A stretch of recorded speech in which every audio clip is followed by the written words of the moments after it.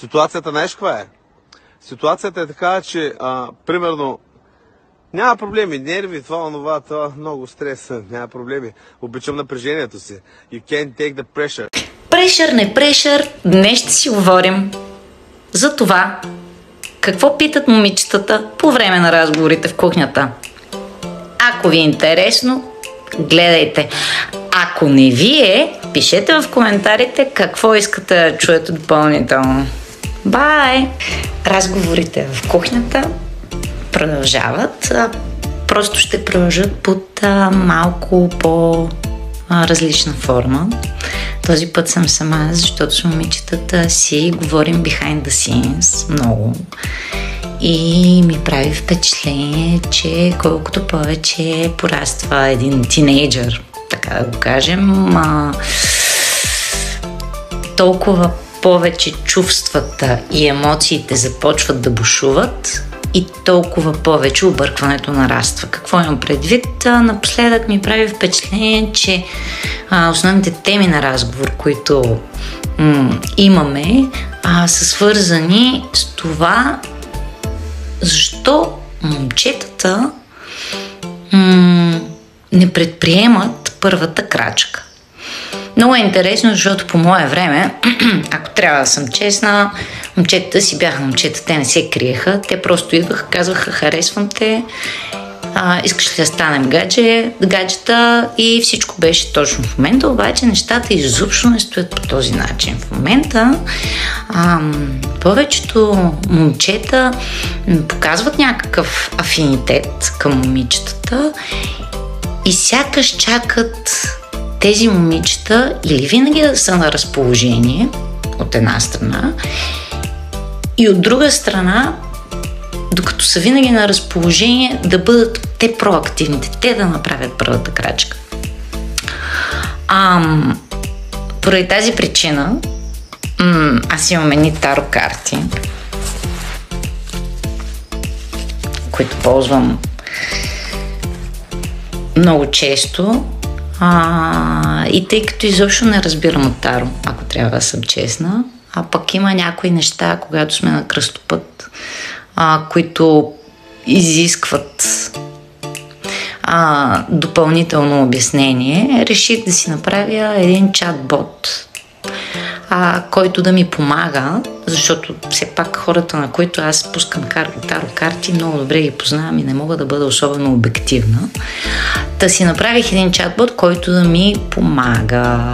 Но не за това ще ви разказвам сега. Ще ви разкажа за това какво на база на досегашните ми разговори с децата, те вече не са даже деца, те са големи хора, какво ми прави впечатление, какво ги вълнува, най-общо казано. Първото е, че по темата с момчета, гаджета, връзки и така нататък, те не искат да знаят просто дали ще се съберат с даден младеж.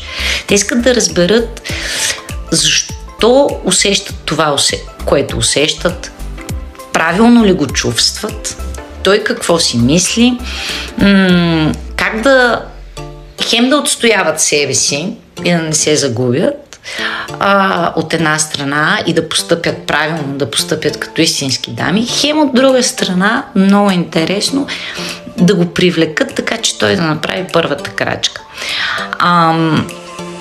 Това, което ми прави впечатление, е, че днешните момичета през 2025 година живеят в един лабиринт, емоционален лабиринт. Те живеят в свят, в който всичко се случва на момента.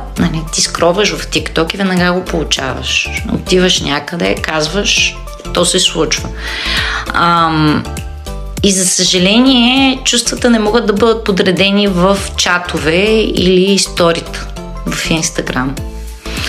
И това, което ми прави особено голямо впечатление, какво имам предвид? Аз му пиша, той ме сина, кога ще ми отговори, пуснах стори, той веднага отговори.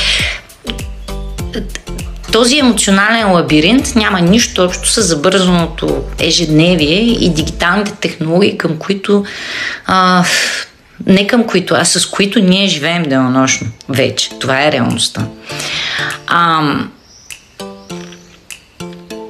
Затова може би те идват да си говорим и да водим някакви честни, откровени, емоционални разговори от една страна, а от друга страна и аз самата ги насърчавам да ползваме Таро, защото понякога картите, как да кажа, те ни казват нещо много специално, те не ни насочват конкретно в една или друга посока, но ни дават все пак някакво поле за мислене и за разсъждение. И ни дават много често другата гледна точка, която да ни помогне допълнително. Много е смешно, въпросите обикновено звучат да му пиша ли, да не му ли пиша, той какво чувства към мен, какво ще направи и така нататък. Но всъщност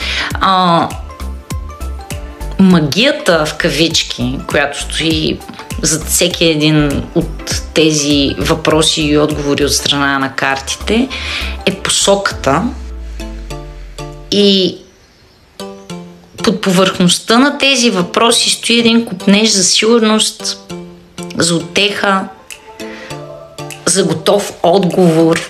Ето сега, той е като хапчето, нали? Ето сега ще пия това хапчето, ще ми мине главата. Картите казаха да направя това, значи ще направя това, ще направя това. Той е един такъв копнеж за... Точната дума е сигурност. Ако направя това, ще се случи другото. И всъщност бонуса на картите са разговорите. И тия разговори в кухнята. Това е бонуса, защото ние разсъждаваме, брейнстормаме, дискутираме някакви неща. Готино е. Смело мога да заявя, готино е. Общо взето, днешната младеж има нуждата от един глас, който да й каже: разбирам те. Има начин да преминеш през това цялото нещо и аз съм тук, за да ти помогна. Въпросът обаче, който аз си задавам непрекъснато е: нямаме ли всички ние нуждата точно от това? Макар да не сме тинейджери. Вие какво мислите по въпроса?